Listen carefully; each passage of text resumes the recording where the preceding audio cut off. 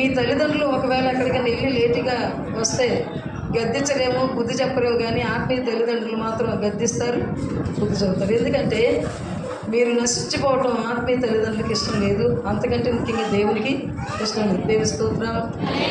కాబట్టి ప్రియమైన దేవుని బిడ్డలారా, చాలా చక్కగా కూర్చోవాలి, సైలెంట్గా కూర్చోవాలి, మంచిగా దేవుని వైపు చూడాలి. హల్లెలూయా. వాక్యమే దేవుడే ఉండేది, దేవుడే వాక్యం. దేవుని స్తోత్రం. కాబట్టి ఈ వాక్యానికి మనం విలువ ఇవ్వాలి, అనగా దేవునికి మనం విలువ ఇవ్వాలి. పరిశుద్ధమైన బలులు చేయబోతున్నాం కాబట్టి మనలో ఏ అయోగ్యత కూడా ఉండకూడదు. ఒకవేళ ఏదైనా ఉంటే కనుక దాన్ని ఈరోజు తీసేసుకోవాలి. దేవుని స్తోత్రం. మళ్ళా దాన్ని ధరించుకోకూడదు, తీసేసిన పాపాన్ని మళ్ళా ధరించుకోకూడదు. నీకు నేను తెలిసి తెలియక ఎన్నో పాపాలు చేసుంటాము. బాప్తీసం తీసుకోకముందు అవన్నీ బాప్తీసం ద్వారా ప్రభువు వారు కడిగి వేశారు. బాప్తీసం తీసుకున్న తర్వాత కూడా నువ్వు నేను ఏదో ఒకటి లోపము, దోషము, పాపము చేసే ఉంటాము. మాట ద్వారా కావచ్చు, సహవాసం ద్వారా కావచ్చు. అవునా కదా? చెప్పాలి, అవునా కాదా? ఏదో ఒకటి చెప్పాలి. దేవుని స్తోత్రం. ఏదో ఒకటి నీవు నేను పొరపాట్లు చేసే ఉంటాం. ఎందుకంటే మనదే శరీరం,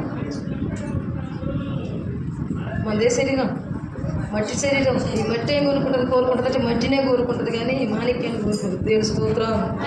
మాణిక్యం అంటే పేరు తెలుసా? మీ మధ్యలోనే ఉందనుకుంటున్నారా?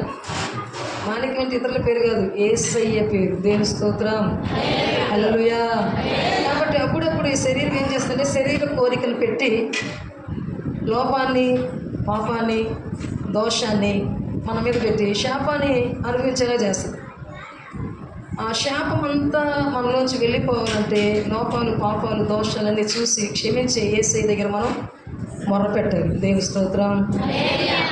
మరి ఇప్పుడు అడుక్కున్నామా, బలలో చేయబోతున్నాం కాబట్టి మనలో ఏ లోపం ఉందో, ఏ దోషం ఉందో, ఏ పాపం ఉందో నాది నాకు తెలుసు, నీది నీకు తెలుసు. కాబట్టి కప్పుకోకుండా ఒప్పుకుంటే దేవుడు మనకు క్షమించి మెండైన దేవుని ఇచ్చే తండ్రి మన తండ్రి. దేవుని స్తోత్రం.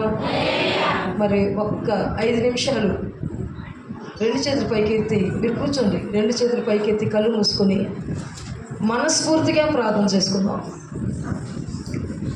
ప్రభువా మీకు వందనాలు, యేసయ్యా మీకు వందనాలు, డాడీ మీకు వందనాలు. నీ పిల్లలమైన మేమునైనా ఈ పునరుద్ధాన దినంలో తండ్రి మీ శరీరం తినడానికి, మీ రక్తం త్రాగటానికి నీ సముఖంలోకి వచ్చావునాయన. మా అందరిలో తండ్రి ఏమైనా లోపాలు, పాపాలు, దోషాలు ఉంటే నాయనా ఇప్పుడే మమ్మల్ని పరిశుద్ధపరచండి, పవిత్రపరచండి. నోటి మాటల ద్వారా తండ్రి, కంటి చూపుల ద్వారా నాయన, మా నడక ద్వారా తండ్రి, మా పడక ద్వారా తండ్రి, మా యొక్క నా జీవితంలో తండ్రి మీకు ఆయాస్కరమైనటువంటి పాపాలు ఏ ఉన్నాయో నాయన మా హృదయంలోంచి బయటికి లాగండి నాయన. మమ్మల్ని పరిశుద్ధపరచండి అయ్యా, మీ రక్తంతో కడగండి అయ్యా. మమ్మల్ని శుద్ధి చేయండి తండ్రి, పరిశుద్ధులుగా చేయండి అయ్యా, పవిత్రులుగా చేయండి అయ్యా. మీ శరీరం తినడానికి, మీ రక్తం త్రాగటానికి యోగ్యత దయచేయండి, యోగ్యత దయచేయండి. మమ్మల్ని క్షమించి బలలో చేయి వేయడానికి తండ్రి యోగ్యులుగా మార్చమని యేసునామములో అడిగి వేడుకుంటున్నాం తండ్రి. హల్లెలూయా, హల్లెలూయా.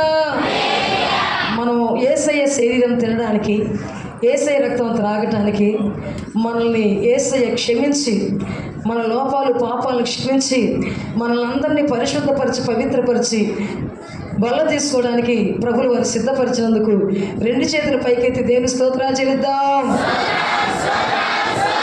హల్లెలూయా, హల్లెలూయా, హల్లెలూయా. ప్రియమైన దేవుని సంగమా, కూడి వచ్చిన దేవుని పిల్లలందరికీ నా హృదయపూర్వకమైన వందనాలు, ప్రభువుకి స్తోత్రాలు. హల్లెలూయా. దానియేలు గ్రంథంలో దానియేలు గురించి చాలా గొప్ప మాటలు రాయబడ్డాయి. వాటిలో కొన్నిటిని నేను త్వరితంగా ముగిస్తాను చెప్పి. దేవుని స్తోత్రం. దానియేలు అపవిత్రమైనటువంటి ఆహారం తిని పాపి కాకుండా తన యొక్క హృదయాన్ని కాపాడుకున్నాడు. దేవుని స్తోత్రం. తిండి ద్వారా తినకూడని తిండి తిని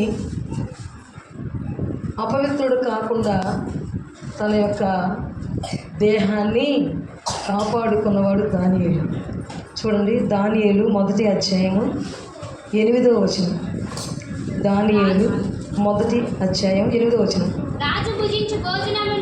రాజు భుజించు భోజనమును పానము చేయు ద్రాక్షారసమును పుచ్చుకొని తనను అపవిత్రపరచుకోకూడదని దానియేలు ఉద్దేశించి తను అపవిత్రుడు కాకుండానట్లు వాటిని పుచ్చుకొనకుండా సెలవిమ్మని నపుంసకుల అధిపతిని వేడుకొనగా దేవుడు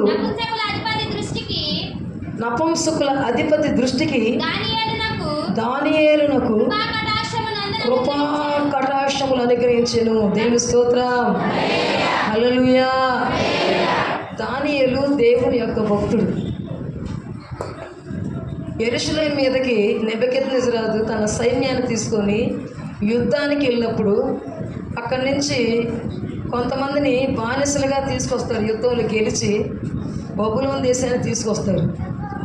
వారిలో షడ్రకు, మెషకు, అబేద్నెగోలు, దానియేలు ఈ నలుగురు కూడా ఉంటారు. దేవుని యందు భయభక్తులు కలిగినటువంటి బిడ్డలు వీరు. దేవునికి ఇష్టలైన పిల్లలు వీరు. దేవుని యొక్క కనికరాన్ని పొందుకొని దేవుని యొక్క మార్గములో యథార్థమైన భక్తి చేస్తూ నడుస్తున్నటువంటి పిల్లలు వీరు. వీరు మంచి సౌందర్యం కలిగిన వాళ్ళు, దేవుని యందు భయభక్తులు కలిగి చెడుని విసర్జించి దేవునికి ఇష్టమైన జీవితం జీవించేవాళ్ళు.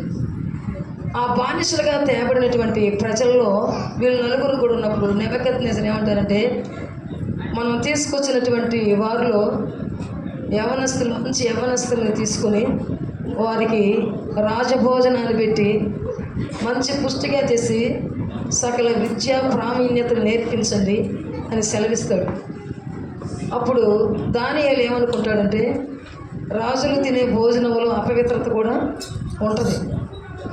ఆ అపవిత్రమైన ఆహారం తిని దేవుని దృష్టికి నేను పాపిని అవ్వకూడదు అని హృదయంలో ఒక తీర్మానం చేసుకుని, ఏం తీర్మానం? దానియేలు తీసుకున్న తీర్మానం, రాజభోజనము తీసుకొని నేను అపవిత్రుల్ని కాకూడదు. అపవిత్రులు పరలోక రాజ్యానికి వారసులు కారు.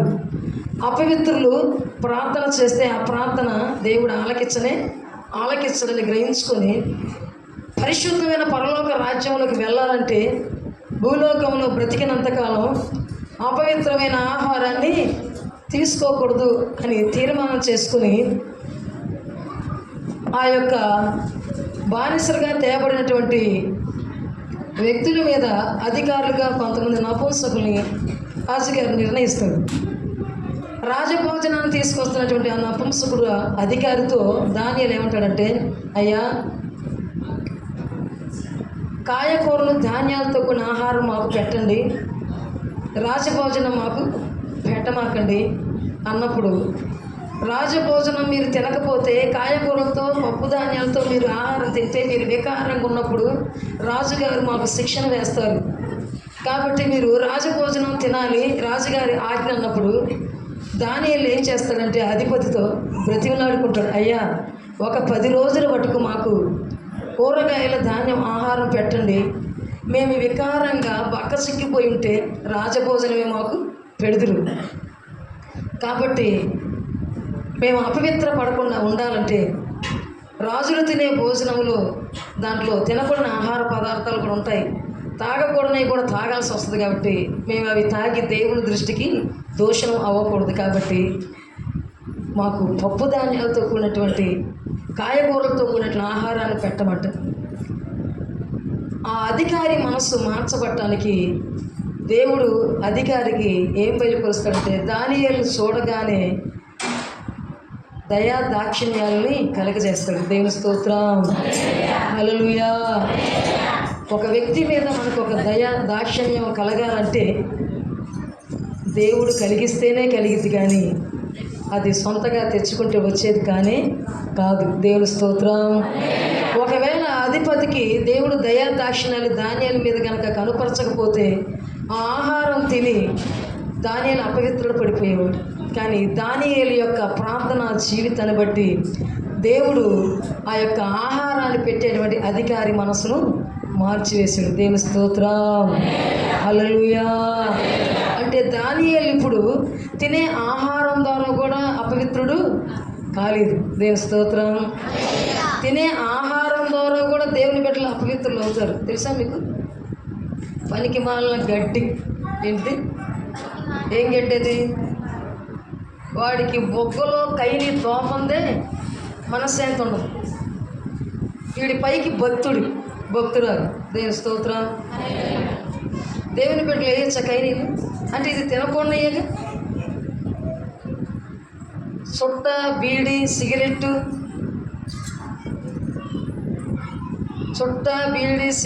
ఇవన్నీ నోట్లో పెట్టుకునేయేగా.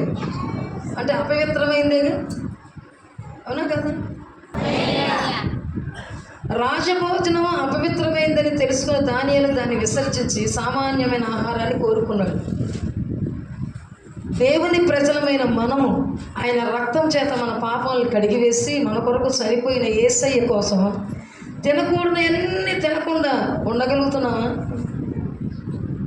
ఉంటేనే నువ్వు పరిశుద్ధురాలివి. దేవుని స్తోత్రం. ఆ పనికిమాల చెత్తంతా తినకూడనటువంటి ఆహారం తిని, తాగకూడని పానీయం తాగి, ఆయన శరీరం తినడానికి, ఆయన రక్తం త్రాగటానికి మనకు యోగ్యత లేదు. ఈ శరీరంలో సుట్టపీకులు వీకి, ఈ నోట్లోనే గుట్కాలు వేసి, కైనీలు వేసి, కళ్ళు దాగి, బ్రాండ్లు దాగి, సారాలు దాగి, మళ్ళా ఈ నోటుతో నువ్వేం తాగటానికి వచ్చావు? వేసే శరీరాన్ని తినటానికి, వేసే రక్తం త్రాగటానికి నీకు భయం ఏంట్లా? ఒకవేళ అటువంటి అపవిత్రమైనటువంటి జీవితంలోకి సైతాను ఒకవేళ నిన్ను లాక్కెళ్తుందనుకున్నప్పుడు దానియేలు ఏం చేశాడు? అపవిత్రమైన ఆహారం తినకుండా ఉండటం కొరకు ప్రార్థన చేసుకొని ఒక తీర్మానం హృదయంలో కలిగి ఉండి ఆ తీర్మానాన్ని ఆహారాన్ని పెట్టేటువంటి అధిపతికి చెప్పుకున్నాడు. దేవుని స్తోత్రం. జయించాడు లేదా? ఆహారం తినకుండా ఉండటానికి జయించాడు లేదా? జయించాడు. దేనివల్ల జయించాలంటే దానియేలు ప్రార్థన ఉంది. దేవుని స్తోత్రం.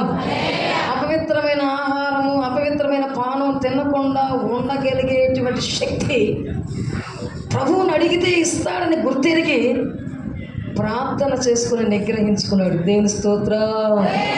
మరి నువ్వు కూడా ప్రార్థనా పరురాలు అయితే దానియేలు ఏ రీతిగా ఆ శ్రేష్టమైనటువంటి రాజభోజనములు అపవిత్రత ఉంటుందని తెలిసి దాన్ని విసర్జించాడు, ఆ రీతిగా నువ్వు కనుక విసర్జిస్తే నీకంటే ధన్యులు లోకంలో ఎవరు లేరు. దేవుని స్తోత్రం.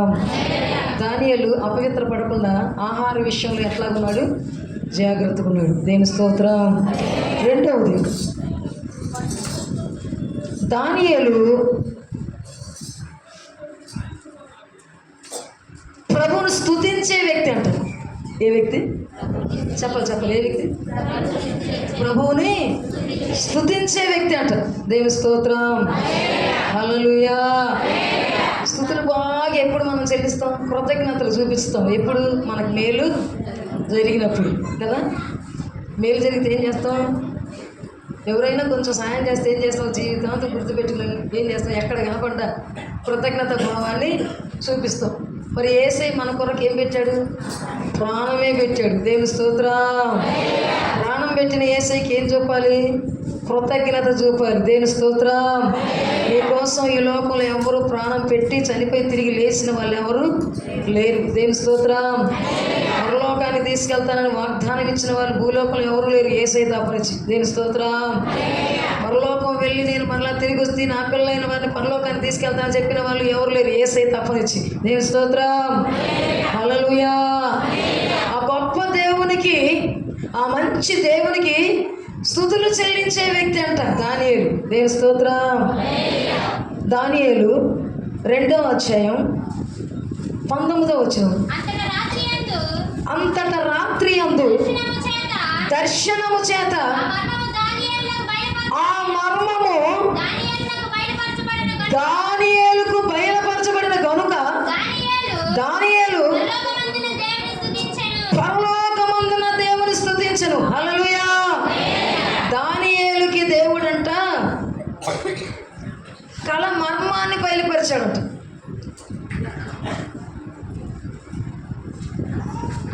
ఆ రాజ్యములో రాజుకు ఒక కళ వచ్చింది. నెబుకద్నెజరు అనే రాజుకి, ఆ రాజ్యాన్ని వెళ్ళే రాజుకి కళ వచ్చిందంట. ఆ కళ రాగానే రాజుగారికి భయం పట్టుకొని కలవరపడుతున్నాడంట. మంత్రులను పిలిచాడంట, సహస్రాధిపతులను పిలిచాడంట, సైనికులను పిలిచాడంట. నాకు ఒక కళ వచ్చింది, రాత్రి నాకు ఒక కళ వచ్చింది. మన దేశంలో ఉన్నటువంటి మంత్రగాల్ని, సోదగాల్ని, చిల్లంగి పనులు చేసేవాళ్ళని, గారడీ వాళ్ళని, మాంత్రికుల్ని అందరిని తీసుకొని రండి నా ముందుకు అన్నాడంట రాజు. అందరినీ తీసుకొచ్చారు మంత్రులు, సైనికులు వెళ్ళి. ఆ గారడీ విద్యవాళ్ళు, ఆ మంత్రగాళ్ళు, ఆ సోదిగాళ్ళు, శకునగాళ్ళు అందరూ వరుసగా నిలబడ్డారు రాజు ముందు. రాజుగారు అన్నారంట,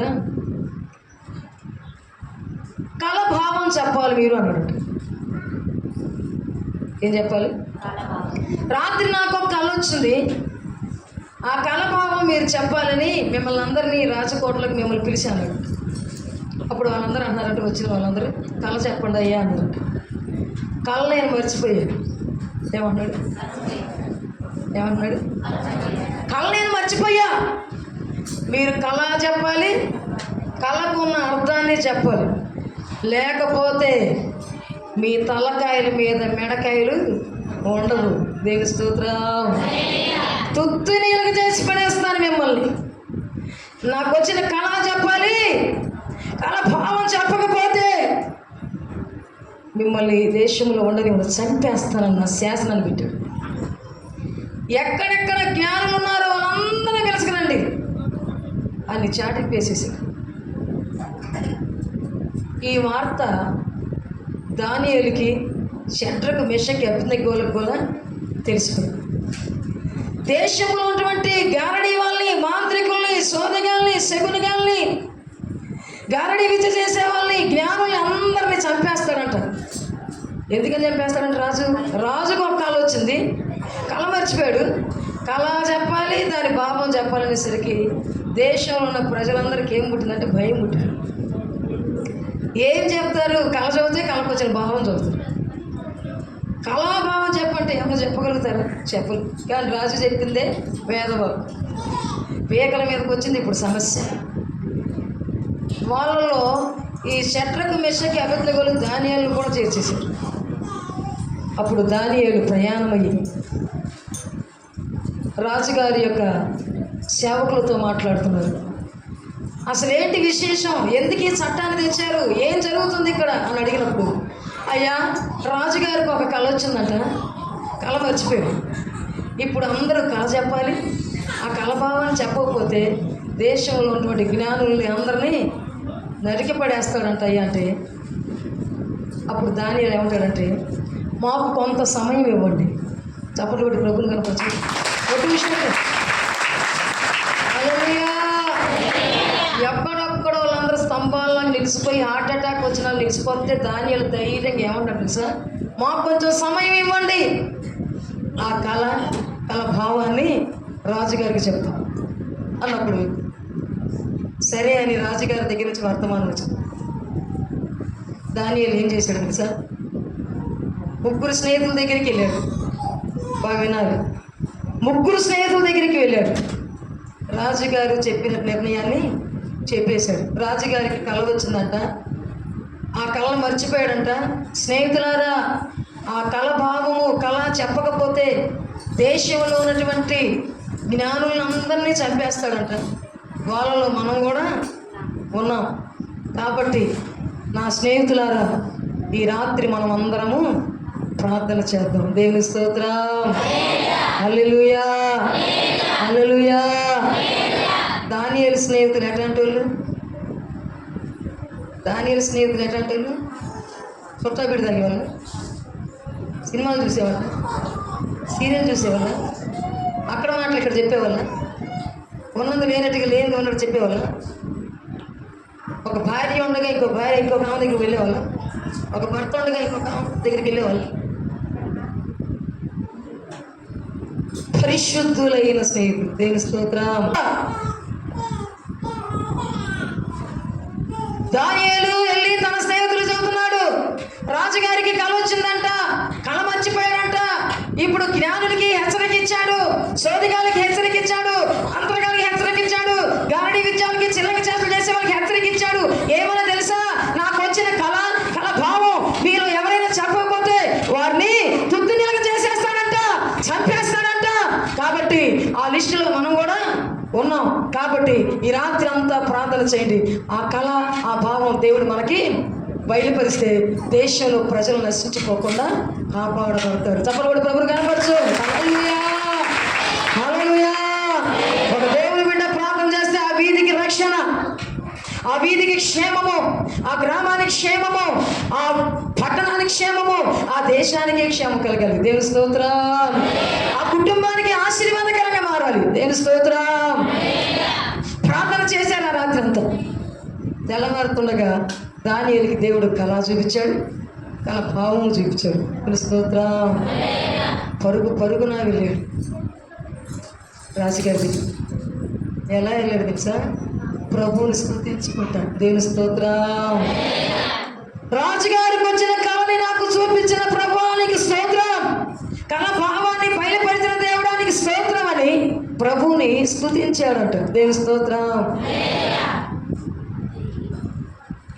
మనం స్తుతిస్తున్నాము రోజుకు ఒక్కసారి. ఇంత అన్నం దొరికినందుకు స్తుతిస్తున్నాము, చక్కటి వస్త్రం వేసుకొని తిరుగుతున్నాము, స్తుతిస్తున్నాము. నీడనిచ్చాడు దేవుడు, స్తుతిస్తున్నామా? కావలసినటువంటి వస్తువులు ఇచ్చాడు, స్తుతిస్తున్నామా? స్తుతించాం. ఎందుకు స్తుతిస్తాం? దేవుని స్తోత్రం. హల్లెలూయా. దానియేలు దేవుణ్ణి ఎందుకు స్తుతించాడు తెలుసా? దేశంలో ఉన్న ప్రజలు నశించిపోకుండా దేవుడు కాపాడు కొరకు ఆ రాజుకు వచ్చిన కళను, కళ భావాన్ని దానియేలుకు చూపించినందుకు ప్రభువుని కనపరిచాడు. దేవుని స్తోత్రం.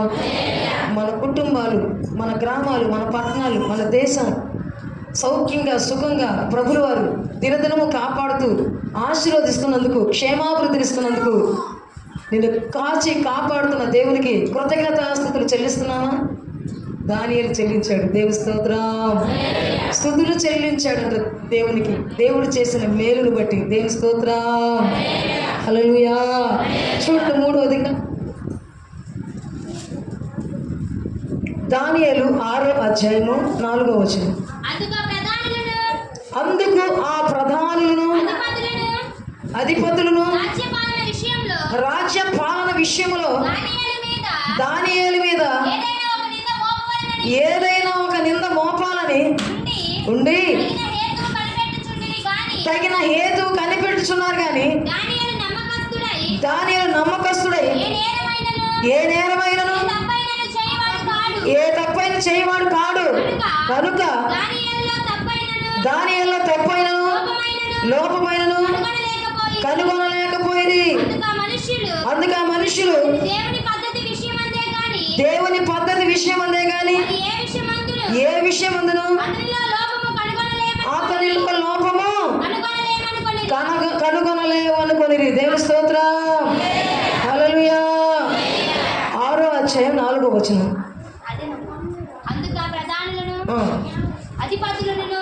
రాజ్యపాలన విషయంలో దానియేలు మీద ఏదైనా ఒక నింద మోపవలెనని ఉండి. దేవుని స్తోత్రం. నిశ్చయంగా ప్రభువుని స్తుతించే వారి మీదకి, నిశ్చయంగా యథార్థంగా ఏ పాపం లేకుండా పరిశుద్ధంగా జీవించే వాళ్ళని, దేవుని సంఘంలో నమ్మకంగా బ్రతికే వారిని రోడ్లకు ఈడ్చి గేలి చేయాలని రాసుకొని కూర్చున్న సైతాన్ అనుసరులను బట్టి. దేవుని స్తోత్రం. ఏ రకంగా దేవుని బిడ్డలను రోడ్లకు ఈడ్చాలి, ఏ రకంగా దేవుని బిడ్డలను నింద్ర మోపాలని, దానియేలుని ఏ రకంగా అయినా రాజుగారి దృష్టిలో నేరస్తులు చేయాలని, సింహాల బోన్లో వేయించాలని, ఆ దానియేలులో ఏదైనా లోపం కనపడితే, తప్పు కనపడితే ఆ తప్పును బట్టి రాజుగారికి చెప్పి శిక్ష వేయించాలని వెతుకులాడుతూ ఉన్నారు దానియేలుతో పాటు ఉన్నటువంటి సహ ఉద్యోగస్తులు. దేవుని స్తోత్రం. తోటి ఉద్యోగస్తులు. దేవుని స్తోత్రం. మనలో కూడా కొంతమంది, అందరూ కాదు, కొంతమంది నిజంగా దేవుని యందు భయభక్తులు కలిగి యథార్థమైన భక్తి జీవితం చేసే పిల్లల్ని సేవకులనే కానీ విశ్వాసులనే కానీ రోడ్లకు ఈడ్చేదాకా నిద్రపోతాడు. కష్టపడి రూపాయి తెచ్చుకుంటాడు, భార్య పిల్లలు పోషించుకుంటాడు, ఏ చెడు వ్యసనాలు ఉండవు, కట్టుకున్న భార్యతో సంసారం చేసుకుంటా, పుట్టిన బిడ్డలకి చక్కగా గంజో గాసో పోసుకుంటా, కుటుంబాన్ని నడిపించుకుంటా యథార్థంగా భక్తి జీవితంలో నడుస్తూ ఉంటే వీడికి ఎక్కిద్ది ఇసం. ఏమెక్కిద్ది? ఎందుకని? నేను బాగోలేకపోతే వీడెందుకు బాగుండాలి కాబట్టి నేను పతనం అవుతున్నా కాబట్టి వాడి కుటుంబాన్ని కూడా పతనం చేయాలి. ఇప్పుడు దానియేలు మీద తన తోటి ఉద్యోగస్తులే పగబట్టారు. ప్రతి విషయంలో యథార్థంగా ఉన్నాడు దానియేలు. కాబట్టి ఆ యథార్థవంతుడైన దానియేలు ఏ రకంగా అయినా సరే ఏదో ఒక రీతిగా శిక్ష వేయాలన్న రీతిలో వెతుకుతూ ఉంటే దానియేలు ఏ లోపం కూడా కనపడలేదంట. దేవుని స్తోత్రం. హల్లెలూయా. ఈ శత్రు సమూహం అంతా ఒక మీటింగ్ వేసుకున్నారు, కూర్చోండి. ఏమనంటే, దానియేలుని రాజుగారు యమా ప్రేమిస్తున్నాడు, దానియేలుకి మనకంటే ఎక్కువ ప్రమోషన్ ఇచ్చేసాడు, మన మీద అధికారం చేసేసాడు. నిన్నగా మొన్న వచ్చినాడు రాడు. మనం ఎప్పటి నుంచి ఉంటున్నాం? మనం సీనియర్లు, వాడు జూనియర్. సీనియర్ మీద మనకు ప్రమోషన్ ఇవ్వకుండా జూనియర్కి వచ్చిన వాడిని ఏంట్రా మంచోడు పొగిడేస్తున్నాడు, ఏం బహుమతులు ఇస్తున్నాడు, ఎక్కడ పోయినా ఆయనే తీసుకెళ్తున్నాడు, ఎవరి ముందైనా ఆయనే పొగుడుతున్నారు. కాబట్టి ఇది మనం తట్టుకోవడానికి ఏమీ బాగోలేదు. కాబట్టి ఒక ప్లాన్ వేసి రాజుగారి చేతనే వాడికి శిక్ష పడేలాగా చేద్దాం. ఏంటో తెలిసే ప్లాను? 30 రోజులు వాటికి. ఆరోగ్యం చదువుకుంటే మీకు అర్థమైపోతుంది. ఇంటికి వెళ్ళాలి. 30 రోజులు వాటికి ఏ మనుష్యుడు కూడా, ఏ దేవునికి కానీ ఏ మనుషునికి కానీ వారి యొక్క సమస్యలు చెప్పుకోకూడదు. వారి సమస్యలు ఒకవేళ చెప్పుకోవాలనుకుంటే రాజుగారి దగ్గరికి వచ్చి రాజుగారికే చెప్పుకోవాలి, కానీ ఏ దేవుడికి కానీ ఏ మనుషులకి కానీ వారి సమస్యలు చెప్పుకోకూడదు అని ఈ శాసనం పెట్టిద్దాం. దానియేలు ఈ విషయంలో దొరికినప్పుడు తీసుకెళ్ళి సింహాల్లో పోలేస్తే వాడి పీడ విరగడైపోతుందని ప్లాన్ వేసుకుంటారు.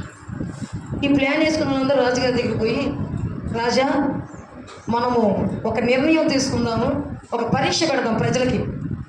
ఏంటంటే అది 30 రోజులు పట్టుకు, ఒక నెల రోజులు పట్టుకి ఏ మనుషుడు కూడా ఏ దేవుడికి కూడా ప్రార్థన చేయకూడదు, వాళ్ళ సమస్యలు ఏ మనుషుడికి కూడా చెప్పుకోకూడదు, చెప్పుకుంటే మీకే చెప్పుకోవాలి. ఒక 30 రోజుల వాటికి ఈ యొక్క శాసనాన్ని పెట్టండి. ఎవరైతే మీ మాటను ధిక్కరించి మీ శాసనాన్ని ధిక్కరించి ప్రార్థన చేస్తారో, ఏ మనుషులకైనా సమస్య చెప్పుకుంటారో వాళ్ళని తీసుకొచ్చి సింహాలలో బోనులు వేద్దాం అంటే, అలాగే మీ ఇష్ట ప్రకారమే కానీ అన్నట్టు శాసనం రాసేస్తాడు. దండోర ఏం చేస్తాడు? 30 రోజుల బట్టికి ఏ మనుష్యుడు ప్రార్థన చేయకూడదు, పూజ చేయకూడదు, ఏ మనుషులకి సమస్యలు చెప్పుకోకూడదు, రాజుగారికి మీ సమస్యలు చెప్పుకోవాలని శాసనాలు వేస్తాడు. ఈ శాసనాన్ని కనుక ఉల్లంఘిస్తే జరిగే పరిణామం ఏంటంటే వాళ్ళని తీసుకెళ్ళి సింహాల బోన్లు వేస్తాం. 30 రోజులు బట్టి ఏం చేయకూడదు, ఏ మనుషుడు ఏ దేవునికి పూజ చేయకూడదు. జీవము కలిగిన దేవుని ఆరాధించే వాళ్ళు ఉండగలుగుతారా? ఉండగలుగుతారండి? ఉండగలుగుతారా? ఉండలేదు. నాతో మాట్లాడు ప్రభువా ఒక్కసారి, నాతో మాట్లాడు యేసు ఇంకొకసారి, మాట్లాడు ప్రభువా ఒక్కసారి, నాతో మాట్లాడు యేసు ఇంకొకసారి. ఈ శాసనం విన్నటువంటి దానిలో ఏం చేస్తారు సార్? ఆ దేశంలో ఉన్న ఎవరు కూడా ప్రార్థన చేయట్లే, ఏమీ చేయట్లే, ప్రార్థన చేయట్లే, ఏమీ చేయట్లే. ఇక్కడ తిరిగి ఏ మనిషికి కూడా తన బాధని చెప్పుకోవట్లేదు. దానియేలు మాత్రం ఈ శాసనం గురించి విన్నప్పటికీ తన ఇంటికి వెళ్ళి యెరూషలేము తట్టు తన ఇంటి కిటికీలు తెరసి ఎలుగెత్తి చేతులెత్తి ప్రార్థన చేస్తాడంట. చెప్పలు కూడా ప్రభులు కనపడచ్చు. ఎప్పుడు చెప్పట్లే. హల్లెలూయా, హల్లెలూయా, హల్లెలూయా. శాసనాన్ని విన్న ఏ వ్యక్తి కూడా ప్రార్థన చేయట్లేదు. ఏ మనుష్యులతో కూడా మాట్లాడట్లేదు. వాళ్ళ సమస్యలు చెప్పుకోవట్లేదు. దానియేలు మాత్రం సింహాల బోన్లో వేస్తారు, ప్రార్థన చేస్తారని తెలిసినా కూడా ఏం చేస్తున్నాడు? ప్రార్థన చేస్తాడు. దేవుని స్తోత్రం. దీన్ని బట్టి దానియేలుకు ఎవరంటే ప్రార్థనాపరుడు. ఎవరు? వచ్చే శ్రమ ఏంటో తెలుసు, ప్రార్థన చేస్తే వచ్చే శిక్ష ఏంటో తెలుసు. అయినప్పటికీ రాజుగారి పెట్టిన శాసనానికి భయపడకుండా జీవాన్ని చేసేకి భయపడి ప్రార్థన చేస్తున్నాడు. దేవుని స్తోత్రం. హల్లెలూయా, హల్లెలూయా. దానియేలులో ఉన్నటువంటిది ఏంటంటే ప్రార్థన. దేవుని స్తోత్రం. శ్రమ వచ్చినప్పుడు ఏం చేయాలి? ఫుల్గా తాగాలి. అంతేనా? అంతేనా? అంతేనా? హల్లెలూయా. అసలు ఎందుకు ఆ బతుకు? ప్రభువు నిన్ను ఆశీర్వదించి దీవించి చక్కటి భార్యనిచ్చి పిల్లల్నిచ్చి చక్కటి జీవనోపాధి ఇచ్చినప్పుడు వచ్చిన కష్టాలతో భార్య పిల్లల కడుపు నుండి అన్నం పెట్టుకొని చక్కటి వస్త్రాలు కొనుక్కొని ఇంటికి కావాల్సిన వస్తువులు కొనుక్కొని ఆనందంగా యేసయ్య సన్నిధిలో ప్రభువుని కనపరచుకుంటా స్తుతించుకుంటా ప్రార్థనా జీవితంతో ఉండడం పోనిచ్చి పనికి మాలిన జీవితం అంతా నెత్తి మీద పెట్టుకొని కలిసి రావట్లేదంటే ఎంత కలిసి వచ్చింది? దరిద్రుడా, కలిసి వస్తుందే?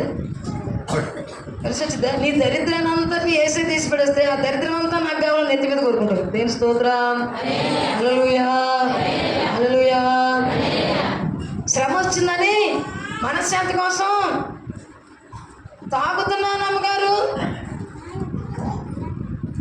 విలువ లేని బతుకురా నాయన. అది శ్రమ వచ్చిందని, బాధ వచ్చిందని, ఉపద్రవం వచ్చిందని దానియేలు ఏం చేస్తున్నాడంటే ప్రార్థన చేస్తున్నాడు.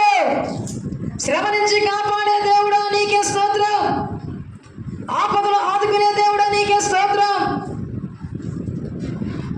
భయంకరమైనటువంటి ఉపద్రవం తప్పించే దేవుడా నీకు స్తోత్రం అని ఎలుగెత్తి దేవునికి భయపడి ప్రార్థిస్తున్నాడు.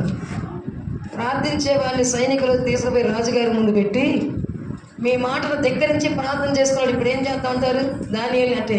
రాజుగారు గడగడగడగడ వణిగిపోతారు. ఎందుకని? దానియేలులో ప్రార్థనా జీవితం ఉంది, పరిశుద్ధమైన జీవితం ఉంది. ఆయన చేస్తున్నటువంటి పరిచర్లో కూడా, రాజుగారికి చేసే పనిలో కూడా నమ్మకస్తుడిగా ఉన్నాడు కాబట్టి, దేవుని యందు భయభక్తులు కలిగి నీతియుక్తంగా జీవిస్తున్నాడు కాబట్టి రాజుగారికి ఈయన సింహాల బోన్లో ఇటు ఇష్టం కలగలేదు. ఇదేదో ఈ శత్రువులు కావాలని నిరపరాధైన దానియేలు మీద ఈ రకంగా పగబట్టి నా ద్వారా ఈ శాసనాన్ని స్థిరపరచాలని గుర్తెరిగాడు. అయినప్పటికీ రాజుగారు రాసిన శాసనాన్ని ఎవరు మార్చలేరు కాబట్టి దానియేలుతో ఏమన్నాడంటే రాజుగారు, దానియేలు నువ్వు సేవించే దేవుడి నిన్ను కాపాడు కాక అన్నాడు. దేవుని స్తోత్రం. హల్లెలూయా. సింహాల బోన్లో తీసుకెళ్ళి వేసేస్తారు ప్రార్థన చేసినందుకు. సింహాల బోన్లో ఎప్పుడైతే వేసేసారో దేవదూత సింహాల ముందు ప్రత్యక్షమైంది. దేవుని స్తోత్రం. హల్లెలూయా, హల్లెలూయా. దేవదూత ఎప్పుడైతే ప్రత్యక్షమైందో ఆ యొక్క సింహాల గుహలో సింహాలు దానియేలుని తినకుండా, చీల్చకుండా, కొరకకుండా నోరు మూసుకొని కూర్చున్నాయంట. దేవుని స్తోత్రం. హల్లెలూయా. యథార్థవంతుల పక్షంగా దేవుడు నిలబడుతున్నాడు.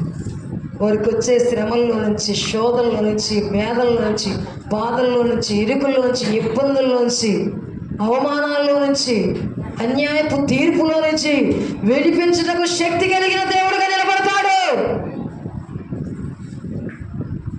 దానియేలు అపవిత్రమైన ఆహారం తినలేదు. దానియేలు కలకు మర్మం బయలుపరిచిన దేవుని స్తుతించాడు. దానియేలు రాజుగారి శాసనానికి భయపడకుండా ప్రార్థించాడు. దేవుని స్తోత్రం.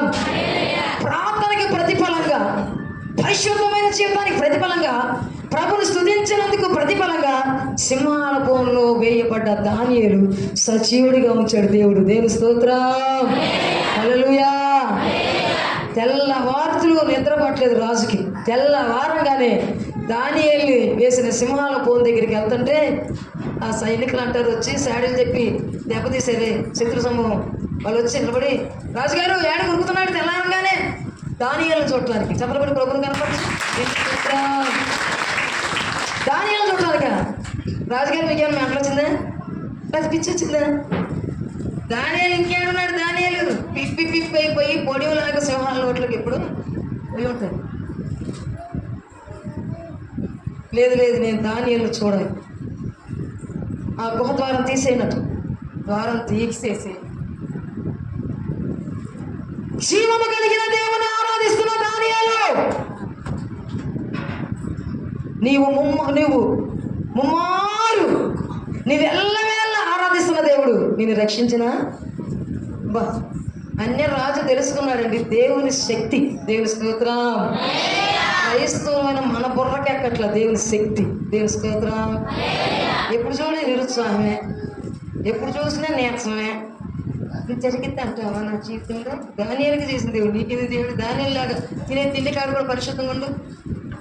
ఏది పెడితే తినటం, పనికి మనం తిండంతా పక్కకేసుకొని ఆ డ్రైనేజీ నింపుకోవటం, అరక్క సాగు. దేవుని స్తోత్రం.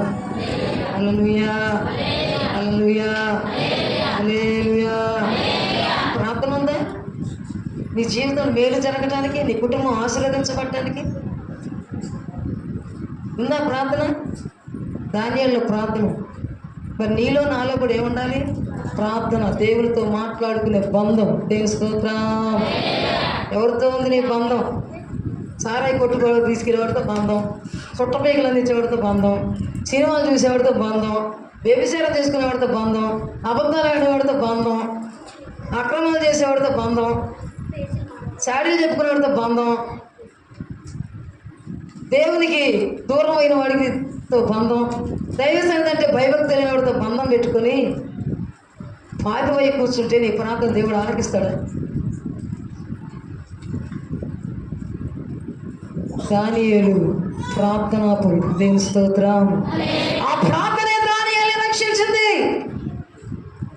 రాజు అంటున్నాడు హల్లెలూయా, హల్లెలూయా. 3 ప్రాముఖ్యమైన విషయాలను అపవిత్రమైన గడ్డంతా తిని దేవుని బిడ్డని పేరు పెట్టుకుని ప్రార్థన చేస్తే నీ ప్రార్థన దేవుడు ఆలకించడు. నీవు నేను అటువంటి జీవితం సత్య పరలోకం పోనే పో. దేవుని స్తోత్రం. ప్రభువుని స్తుతించే పిల్లలుగా ఉండాలి. యేసయ్య చేసిన మేలు జ్ఞాపకం తెచ్చుకుంటూ ప్రార్థన ద్వారా దేవుని కార్యాలని బట్టవేలు చేసుకుంటూ సమాజానికి, సంఘానికి, దేశానికి, గ్రామానికి, పట్టణానికి క్షేమాభివృద్ధిని కలిగించే ప్రార్థనా పరుడుగా ఉండాలి. ఎన్ని సమస్యలు వచ్చినా, ఎన్ని శోభలు వచ్చినా, ఎన్ని ఉపద్రవాలు వచ్చినా ప్రార్థన మర్చిపోయే విశ్వాసిగా ఉండకూడదు. ఆ శ్రమలోనే నువ్వు ప్రభు కొరకు నిలబడాలి. దేవుని స్తోత్రం. హల్లెలూయా. రాజుగారు పిలుస్తున్నాడు, దానియేలు నీవు ఆరాధిస్తావే, ఎల్లవేళలా ఆరాధిస్తావు కదా, ఎప్పుడు చూసినా ప్రార్థన చేస్తావు కదా, ఎప్పుడు చూసినా స్తుతిస్తుంటావు కదా, ఎప్పుడు చూసినా నీ నోట్లో యేసయ్య మాటలే పలుకుతావు కదా. ఆ దేవుడు, ఆ జీవం కలిగిన దేవుడు సింహాల నోట్లో పడకుండా నేను రక్షించినా, నిన్ను కాపాడాడా అని అన్నప్పుడు రాజుగారు చిరంజీవి అవును గాక అని దానియేలు మాట్లాడతాడు. దేవుని స్తోత్రం. మిత్రులు చెప్పి నెట్టారే రాజుగారికి శాడీలు చెప్పి, రాజుగారు నీ మాట అంటే విలువలేదు, నీ హక్కు అంటే విలువలేదు, అమ్మో పరుగు పోయింది, నీ పరుగు మనం తీసుకెళ్ళి సింహాల పూలు వేయటమే ఇంకా నేను తిక్కరిచ్చారు అని శాడీలు చెప్పి సింహాల పూలు దాన్ని తెచ్చారే. వాళ్ళందరి రాజుగారు ఒక సూపుడు చూసాడు. రే నిరపరాధైన దానియేలుని భిక్షగట్టి మీరు నా చేత శాసనాలు రాయించి సింహాల పూల్లో వేసేలాగా చేస్తారంటారా? సింహం గర్జన ఎట్టుంటుంది ఇప్పుడు మీకు తెలుస్తుంది అంటారా? బోన్లో ఉన్న దానియేలు బయటిదండి, దానియేలు బయటికి తీసుకురండి. ఈ పిదిరిలు చెప్పి శాడీలు చెప్పి దెబ్బతీయాలని చేసినటువంటి ఈ మోకం తీసుకెళ్ళి సింహాల నోట్లో పడేయండి. దేవుని స్తోత్రం. హల్లెలూయా, హల్లెలూయా. నా శత్రువుల ఎదుట నాకు నీవు భోజనమును సిద్ధపరచుతూ అన్న వాగ్దానం దానియేలు పక్షాన నెరవేర్పు జరిగింది. హల్లెలూయా, హల్లెలూయా, హల్లెలూయా. నీ శత్రువు కొరకు ప్రార్థించమన్నాడు దేవుడు. దానియేలు శత్రువుల కొరకు ప్రార్థించాడు సింహాల ఫోనులో ఉండి. నువ్వు ఇతరుల కొరకు ప్రార్థన చేస్తే నీ కుటుంబం ఆశీర్వదించబడతావు. దానియేలు ఆశీర్వదించబడ్డాడు. సింహాల బోన్లను బయటికి తీసుకొచ్చాడు. జీవము కలిగిన దేవుడు నన్ను కాపాడాడు, నిత్యము నేను ఆయన సేవిస్తున్నాను కాబట్టి ఆ భయంకరమైన సింహాల నోట నన్ను పడకుండా నా దేవుడు నన్ను కాపాడాడని ప్రభువుని గణపరిచాడు. దేవుని స్తోత్రం. సింహం లాంటి మనుషుల మధ్య నువ్వు కాపురం చేస్తున్నావు. దేవుని స్తోత్రం. సింహం లాంటి భర్తతో కాపురం చేస్తున్నావు. సింహం లాంటి భార్యతో కాపురం చేస్తున్నావేమో. సమాధానం లేదేమో, నెమ్మది లేదేమో, ఐక్యత లేదేమో. అటువంటి స్థితిలో నువ్వు ప్రార్థిస్తే దేవుడు నీకు సమాధానం ఇస్తాడు. దేవుని స్తోత్రం. హల్లెలూయా. ఈ పునరుద్ధాన దినములో ఈ బలారాధనలు చేయవేయబోతున్న నీతో దేవుడు మాట్లాడుతున్న మాట ఏంటంటే, దానియేలు అపవిత్రమైన ఆహారాన్ని భుజించలేదు. మేము తిన్నావా? పిలిచిన పేరంటానికల్లా మనమే ముందు అర్థమా? అర్థమా? జాగ్రత్త, జాగ్రత్త, జాగ్రత్త. పనికి మన చెత్త అంతా తింటున్నావా? పనికి మన చెత్త అంతా దేవుడు పరిశుద్ధపరిస్తే నీ నోటిని, నీ మాటని పరిశుద్ధపరిస్తే ఈ పరిశుద్ధమైన నోట్లో అపవిత్రమైన అన్ని పోసుకుంటా, అపవిత్రమైన తినుకుంటా, పవిత్రుని పవిత్ర అనుకొని ప్రార్థనా పర్రాలనుకొని నటించే భక్తి ఎంతవరకు చేసావేమో ఆ భక్తి నీకు శక్తిని ఇవ్వదు. నీకు దేవుని యందు భయభక్తులు కలిగిన జీవితం ఉంటేనే దైవికమైన శక్తిని పొందుకుంటావు. దేవుని స్తోత్రం. ప్రభువుని స్తుతించాలి. ప్రభువు వారు నిన్ను బ్రతికించినందుకు, ప్రభు వారు నీకు సమస్తం అనుగ్రహించినందుకు, ప్రభువు వారు నిన్ను అపవిత్రతో పడివేయకుండా పవిత్రమైన జీవితాన్ని ఇచ్చినందుకు, రాబోతున్న శ్రమల్ని నీకు బయలుపరుస్తూ తప్పిస్తున్నందుకు ప్రభువుని స్తుతించే బిడ్డలుగా మనం ఉండాలి. దానిని స్తుతించాడు. దేవుని స్తోత్రం. దానియేలు ప్రార్థించాడు శ్రమలు. ఏం చేశాడు? ప్రార్థిస్తున్నావా? ప్రార్థిస్తున్నావా? ప్రార్థన ఉంది కదా అని నిరపరాధులైనటువంటి సేవకుల మీద, నిరపరాధులైన దేవుని పిల్లల మీద నిందలు మోపి అవమానకరమైన మాట్లాడితే శిక్ష వస్తుంది. జాగ్రత్త. దేవుని స్తోత్రం. హల్లెలూయా. సింహాల బోన్లో నెట్టినోళ్ళు సచ్చారు, కానీ సింహాల దగ్గర పడి సింహాల బోన్లో వచ్చి సజీవుడికి వచ్చాడు దానియేలు. దేవుని స్తోత్రం. ఒకళ్ళు పొయ్యి తీయాలంటే దేవుడు మనకి తీసుకొస్తాడు రెడీగా. జాగ్రత్త. కొలలో చేయబోతున్నావు. నువ్వు దేవుని దృష్టిలో న్యాయవంతుడిగా, నీతివంతుడిగా, పరిశుద్ధురాలుగా, పవిత్రమైనటువంటి భక్తి జీవితం చేస్తే భూమి మీద ఉండగా ఆశీర్వాదకరంగా బతుకుతావు. పరలోకంలో స్థానం ఉంటుంది నీకు. దేవుని స్తోత్రం. హల్లెలూయా, హల్లెలూయా.